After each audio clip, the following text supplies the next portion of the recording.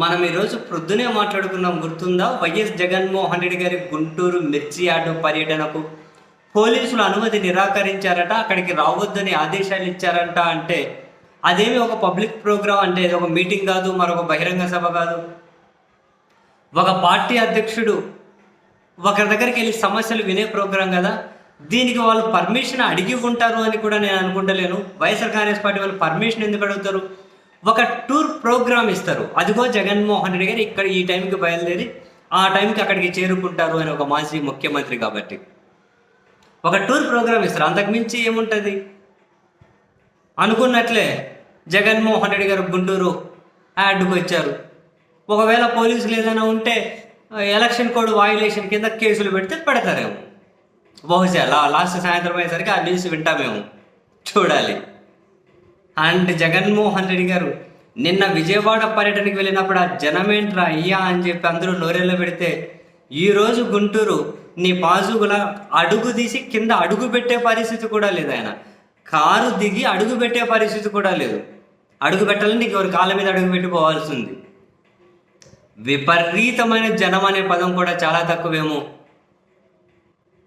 జగన్మోహన్ రెడ్డి గారి అసలు అశేష ప్రజానీకం ఆ చుట్టుపక్కల జిల్లా నుంచి అందరూ వచ్చేసినట్లున్నారు.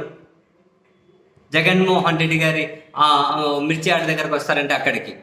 సో అందరినీ దాటుకొని మొత్తం మీద ఆయన మిర్చి రైతుల దగ్గరికి వెళ్ళి వాళ్ళ సమస్యలు విని వాటి మీద తర్వాత ఆయన మీడియాతో రిప్రజెంట్ చేయొచ్చు వాళ్ళ సమస్యల మీద. సో జగన్ గారిని అక్కడికి రాని కూడా చేయడం కోసం ప్రభుత్వం తన ప్రయత్నాలు తను చేసింది.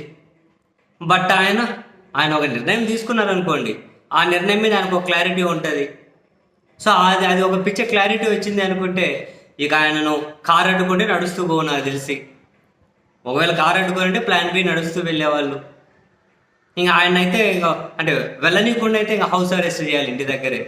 అప్పుడే ఏమైనా కనుక ఆపగలుగుతారేమో. కానీ లేదు అంటే నేను వెళ్తూ ఉన్నా ఒక ప్రజల కష్టాలు వినడం కోసం, ఏ సభలు సమావేశాలు కాదు కదా అని చెప్పి ఆయన ఒక నిర్ణయం. ఇంకెవరు చెప్పినా తినే పరిస్థితి ఉండదు. సో వచ్చేసారు. మొత్తం మీద అయితే ఇది ఉంటుందా లేదా ప్రోగ్రామ్ అని చెప్పి నాకు తెలిసి ప్రొద్దున వరకు చాలామంది ఊగిసలాడి ఉంటారు. అయినా కూడా అంతమంది వచ్చారు, అంత అశేష జనం అక్కడికి వచ్చి హాజరయ్యారు.